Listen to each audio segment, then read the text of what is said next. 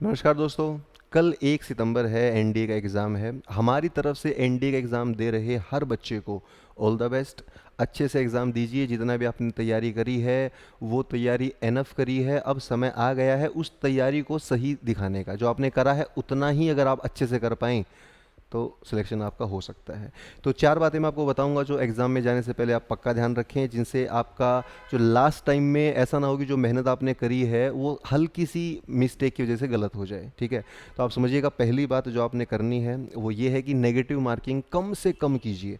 जिस क्वेश्चन के ऊपर, देखो कई बच्चों की थिंकिंग रहती है कि सर हम तो मतलब हर क्वेश्चन करेंगे, 80-90 क्वेश्चन करेंगे तब सिलेक्शन हो सकता है। ऐसा नहीं है। अगर आप सही सही 40 सवाल भी कर दो तब भी सिलेक्शन आपका हो रहा है।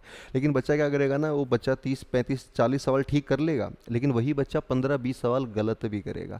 और जो 40 क्वेश्चन, अगर वो 40 क्वेश्चन सही करके वहीं पे रुक जाता तो सिलेक्शन उसका हो जाता, मैथ्स की कट ऑफ उसकी हो जाती।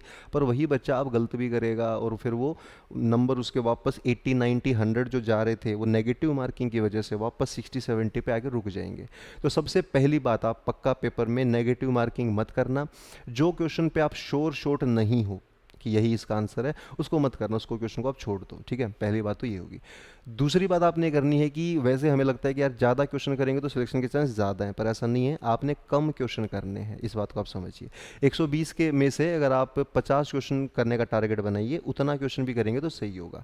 अब मेनली बात क्या है कि 120 क्वेश्चन जिस बच्चे को करने हैं उसको एक क्वेश्चन का 1 मिनट 10 सेकंड मिलता है, पर आपको करने ही 50 सवाल है, तो आपको बाकी बच्चों से डबल टाइम मिल जाएगा। हर क्वेश्चन को करने का 2 मिनट से ज़्यादा टाइम आपके पास होगा। तो सबसे पहली बात, कम क्वेश्चन करने हैं, सही क्वेश्चन करने हैं, और कैलकुलेशन आराम आराम से करनी है। मतलब इतना आराम से भी नहीं कि बिल्कुल ही, बट आराम का मतलब ये है कि जब हम जल्दबाजी में करते हैं ना तो उसके दो नुकसान है। पहला नुकसान, हम छोटी छोटी मिस्टेक कर देंगे, 2 into 2 कुछ और लिख देंगे, हमारा ध्यान नहीं रहेगा।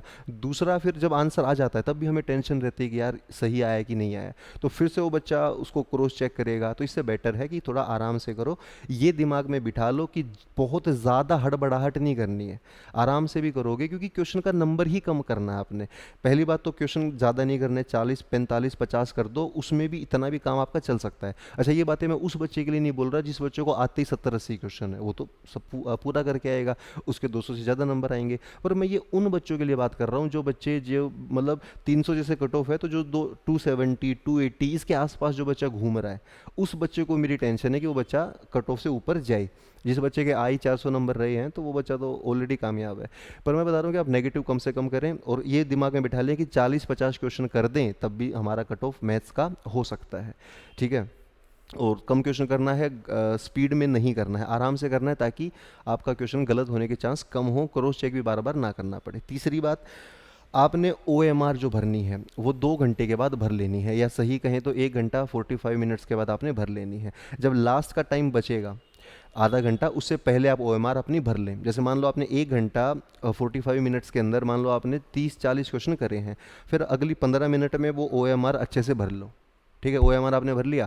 ओ एम आर भरने के बाद जो फिर आप बाद में क्या करेंगे, जो क्वेश्चन एक क्वेश्चन किया उसको साथ के साथ भर लिया, दूसरा करा उसको साथ के साथ भर लिया। मतलब अब आप ओ एम आर भर रहे हैं साथ के साथ, लेकिन जो मेजर ओ एम आर है वो आप आधा घंटा पहले भर लें। लास्ट में बड़ी दिक्कत आती है, ओ एम आर ढंग से भरना, सर्कल पूरा जहाँ लगाना वहीं लगाना। ये छोटी छोटी बातें मैं चाहता हूँ कि जो बच्चा सिलेक्शन जिसका हो सकता है उसके 10-15 नंबर इन बातों से कट के, वो ऐसा ना हो कि उसका सिलेक्शन नहीं हुआ। ठीक है, तो जो बच्चा डिजर्विंग है वो इन छोटी छोटी बातों का जरूर ध्यान दे, ओएमआर टाइम पे भरना। और लास्ट बात, पेपर में कोशिश करना कि 120वें क्वेश्चन तक पहुंच पाओ। कई बार क्या होता है कि भाई आपने 100 क्वेश्चन तक आप फंसे रहे, और क्वेश्चन जो आप कर रहे हो उसमें मतलब एक क्वेश्चन पे ज़्यादा टाइम लगा दिया, तो इससे क्या होगा कि आपने 100 के बाद क्वेश्चन देखा ही नहीं। अब हो सकता है कि आपके सेट के अंदर जो लास्ट के 20 क्वेश्चन है वो उन्हीं उस 20 में से 5-6 क्वेश्चन ऐसे हों जो आप पढ़ के गए थे, जो आपके पढ़े हुए में से आए हैं। ठीक है, तो आप ये मेक श्योर करना कि लास्ट तक जरूर पहुंचो। ठीक है, हर क्वेश्चन पे बहुत ज़्यादा अननेसेसरी टाइम मत देना। 120 क्वेश्चन होंगे, उसमें आप मानिए कि 40 क्वेश्चन बहुत मुश्किल होंगे, उनको छोड़ दो, उनको देखो ही मत, एक भी टाइम मिनट उस पर मत दो। जो 80 क्वेश्चन बचे उन 80 में से भी आप 40 क्वेश्चन ठीक कर दो। आप समझ रहे हो बात, 40 तो करना ही नहीं है, जो 80 बचे उसमें से भी 40 या 50 कर दो। गलत कम से कम करना, जो आपको आएगा उस पर ध्यान देना। तो लास्ट में आप नहीं करना है कि पूरा पेपर के एंड तक जरूर पहुंचना है। ठीक है। और पांचवी बात ये है कि आप अपना सेंटर देखिए, जहाँ पर सेंटर है थोड़ा पहले जाइए, लास्ट मोमेंट का वेट मत करिए कि मैं एकदम से पहुँच जाऊँगा, उसमें भी टेंशन रहती है। तो मैं चाहूँगा कि टाइम पे आप पहुँचे, बिना नर्वस हुए, जितना आपसे हो पा रहा है, जितना आपसे बन पा रहा है, उतना आप पेपर में अच्छे से करके आएँ। ठीक है, तो हमारी तरफ से ऑल द बेस्ट। और एग्ज़ाम के बाद आप मिलना, इस चैनल पर मैं सॉल्यूशन भी कराऊंगा। और ऑल द बेस्ट सभी को, जितना भी आपने करा है भगवान उतना आपको देगा। ऑल द बेस्ट, जय हिंद, टेक केयर।